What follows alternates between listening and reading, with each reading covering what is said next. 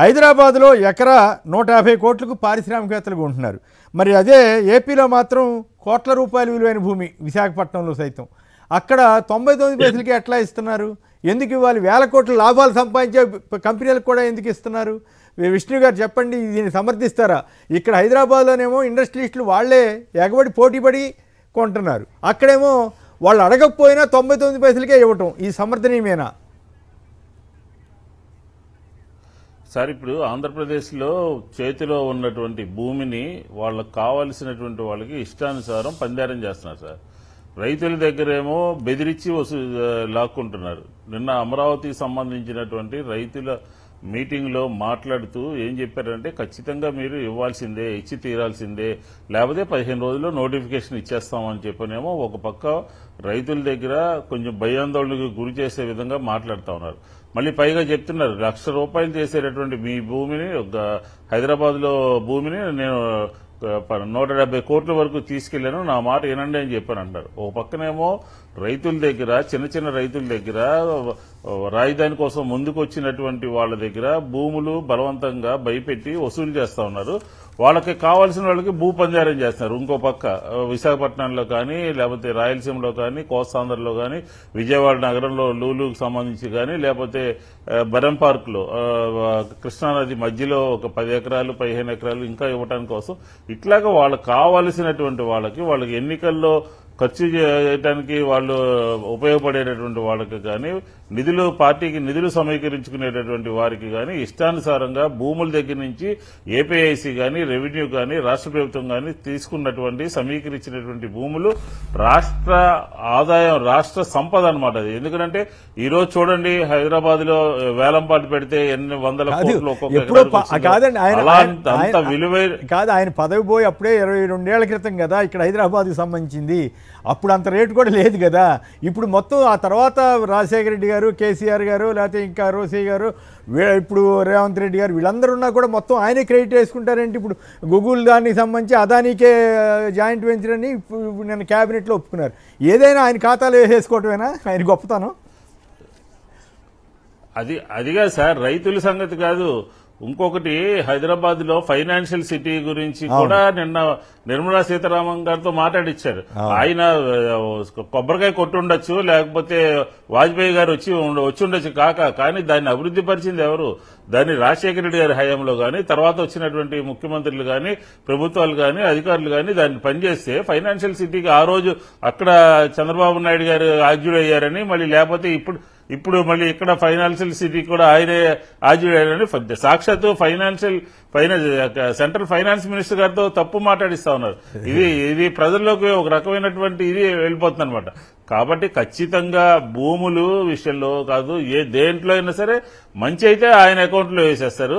But చెడు అయితే మాత్రం 19 నుంచి 20 నెలల వరకు విధ్వంసం జరిగిందని చెప్పని వైఎస్ఆర్ కాంగ్రెస్ పార్టీ మీద నెట్టేటటువంటి ప్రయత్నం చేస్తారు. ఈ రాష్ట్రంలో భూ పందారం జరుగుతుంది, ఈ రాష్ట్రంలో భూ స్కాములు జరుగుతున్నాయి, భూ దోపిడీ జరుగుతుంది. ఇష్టానుసారం ఇస్తా ఉన్నారనమాట. 99 పైసలకి, లేకపోతే 10 లక్షలకి, 5 లక్షలకి రియల్ ఎస్టేట్ కంపెనీలకి అసలు వాళ్ళు ఎన్ని ఉద్యోగాలు ఇస్తారు, వాళ్ళు ఎంతమందికి అవకాశాలు కల్పిస్తారు, ఇలాంటి కార్యక్రమాలు ఏవి కూడా సరిగా కరెక్ట్ గా తెలుసుకోకుండా పందారం చేసే కార్యక్రమంలో రాష్ట్ర ప్రభుత్వం ఉంది. ఏ కేబినెట్ సమావేశం జరిగినా, లేకపోతే ఏ ఇండస్ట్రియల్ డెవలప్మెంట్ బోర్డు మీటింగ్ జరిగినా కూడా 100 ఎకరాలు పందారానికే సరిపోతుంది. ఈ కేబినెట్ లో ఉన్న మినిస్టర్లు తీసుకుంటున్నారు, కేబినెట్ లో ఉన్న మినిస్టర్ తాలూకా బంధువులకి కానీ, స్నేహితులు కానీ ఇస్తున్నారు. అసలు భూముల మీద పెద్ద కుంభకోణం జరుగుతుంది ఆంధ్రప్రదేశ్ లో అని చెప్పని మనం స్పష్టంగా చెప్పొచ్చు. కాబట్టి భూములు రైతుల దగ్గర నుంచి తీసుకుని వాళ్ళ కష్టాన్ని, వాళ్ళ కుటుంబ అవసరాలని, వాళ్ళ ఆరోగ్య అవసరాలని, వాళ్ళ సంబంధించిన దాన్ని విస్మరించేసి వేరే వారికి దారాదత్తం చేసేటటువంటి కార్యక్రమం ఆంధ్రప్రదేశ్ లో జరుగుతోంది. దీన్ని ఎక్కడొక చోట అడ్డుకట్ట వేయాల్సినటువంటి అవసరం ఉంది. ఎందుకంటే చూడండి, చాలా విలువైనటువంటి విశాఖపట్నానికి సంబంధించినటువంటి చాలా విలువైనటువంటి భూములన్నీ కూడా 99 పైసలకి ఆంధ్రప్రదేశ్ లో ఇవ్వటం అనేది చాలా దుర్మార్గమైనటువంటి విషయం. రైట్. టంగుటూరు నుంచి పేరయ్య గారు నమస్కారం, మాట్లాడండి. సార్ అందరికీ నమస్తే అండి. సార్ ఇక్కడ ఏదో స్వామిత్ర అని ఒక కార్యక్రమం పెట్టారండి ప్రభుత్వం తరఫున. అది గ్రామంలో ఉండే కాపురం ఉండే వాళ్ళందరికీ కూడా పొజిషన్ సర్టిఫికేట్లు ఇవ్వమనేది వాళ్ళ కాన్సెప్ట్. కానీ వీళ్ళు తెలుగుదేశం నాయకులు మాత్రమే సర్పంచ్ని, పంచాయతీ కార్యదర్శిని ఎవరిని పిలవకుండా ఎక్కడో ఒక సీక్రెట్ గా ఒక మీటింగ్ మమ అనిపించేసి వాళ్ళు కబ్జా చేసిన వాళ్ళకి తెలుగుదేశం కార్యకర్తలందరికీ కూడా పొజిషన్ సర్టిఫికేట్లు ఇచ్చేసి మిగతా అక్కడ కాపురం ఉన్న వాళ్ళని కూడా మొత్తాన్ని అన్యాయం చేసే విధంగా వాళ్ళు ఈ కార్యక్రమాలు ఏర్పాటు చేస్తున్నారు సార్. అంటే భూములన్నీ రికార్డ్ చేయటమా ఏంటది?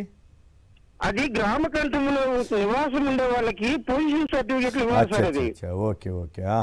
దాన్ని వీళ్ళు ఏం చేస్తున్నారంటే కబ్జా చేసిన వాళ్ళకి కూడా ముందు వాళ్ళకి పొజిషన్ సర్టిఫికేట్ పెట్టేసి వాళ్ళని ఆథరైజేషన్ చేస్తున్నారు. కానివ్వండి, జనం మరి ఎన్నుకున్నప్పుడు వాళ్ళ ఇష్టం కదా, ఇష్టారాజ్యం. ఇంకా ప్రభుత్వం అట్లా ఎట్లా సార్? ఇప్పుడు దానికి తర్వాత ఫ్యాక్షన్ గ్రామాలలో ఫ్యాక్షన్ భయంకరంగా ఇదైపోతా ఉంది. అందువల్ల దీని మీద ప్రతిపక్షం వైఎస్ఆర్ పార్టీ చాలా తీవ్రంగా దాని మీద కేర్ తీసుకోవాలి సార్. దాని మీద కేర్ తీసుకోవాలా? రైట్. అంతేగాని జనం ఏం కదలరు అనమాట. వైసీపీ వాళ్ళు చేస్తేనే చాలు. ఇందాక శ్రీశ్రీ గారి కవిత్వం వినిపించాను కదా, ఆయన రేర్ వీడియో ఎక్కడో సోషల్ మీడియాలో తిరుగుతూ ఉంటే, అది ప్రజల్లో తప్పు జరిగితే తప్పు అని చెప్పాలి, రైట్ జరిగితే రైట్ అని చెప్పే విధంగా ప్రజల్లో చైతన్యం రాకపోతే వాళ్ళ ఇట్లాంటి అక్రమార్కులదే పై చేయిగా ఉంటుంది. రైట్. రామ్మోహన్ రెడ్డి గారు కడప నుంచి. రామ్మోహన్ గారు నమస్కారం, మాట్లాడండి. నమస్తే సార్. నమస్తే, మాట్లాడండి. ఉచితాల పైన గురించి మాట్లాడాలనుకుంటున్నాను. మాట్లాడండి. ఇప్పుడు ప్రజల్లో చైతన్యం రావాలి అంటున్నారు. అవును. ఈ ఒక చిన్న ఒక సందర్భం ఒక చోట చదివాను సార్.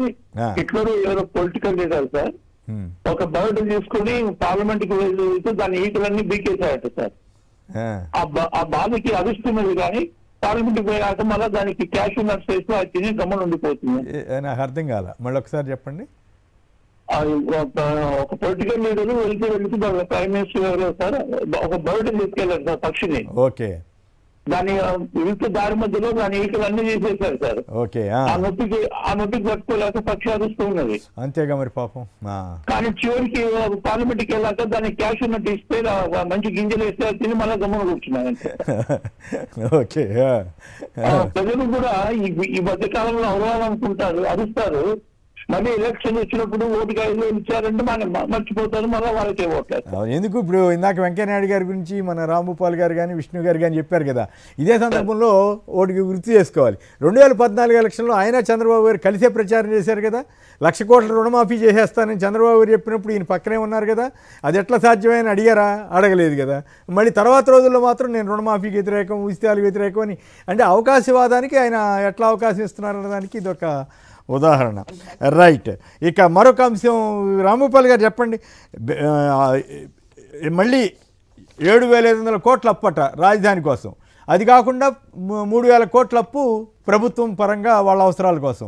అంటే ఇప్పటికీ 2,20,000 కోట్లు 30,000 కోట్లు అయిందన్నారు. సో ఈ 60,000 కోట్లు ఆల్రెడీ రాజధానికి సమీకరించామన్నారు అప్పు. ఇంకో పక్కేమో డ్రైనేజీలకు బాగు చేయడానికి 3,000-4,000 కోట్లు లేవంటున్నారు. మరి ఇక్కడ రాజధాని కోసం ఇన్ని వేల కోట్ల అప్పులు ఎట్లా వస్తున్నాయి? మళ్ళీ ఆల్రెడీ 7,500 కోట్లు, 60,000 కోట్లు కాకుండా మళ్ళీ 7,500 కోట్లు ఎట్లా చేస్తున్నారు? ప్రభుత్వ అవసరాల కోసం 3,000 కోట్లు అదనంగా రెడీ అవుతున్నారట రేపు మంగళవారం కోసం. సో ఈ రకంగా అప్పులు చేస్తున్న దాన్ని మరి పవన్ కళ్యాణ్ గారు వీళ్ళంతా కూడా సమర్థిస్తున్నారు కదా సార్. ఇప్పుడు ఎన్నికల ముందు చెప్పింది ఏంటి సార్? సంపద సృష్టించి రాష్ట్రాన్ని అభివృద్ధి చేస్తాం. జగన్మోహన్ రెడ్డి గారు సంపదను అంతటిని విధ్వంసం చేసి అందరికి పంచిపెడుతున్నాడు పప్పు బెల్లాల్లాగా. మేము వస్తే సంపద సృష్టించి తద్వారా సంక్షేమ పథకాల్ని, అభివృద్ధిని 2 కళ్ళతో అభివృద్ధి చేస్తామన్నారు.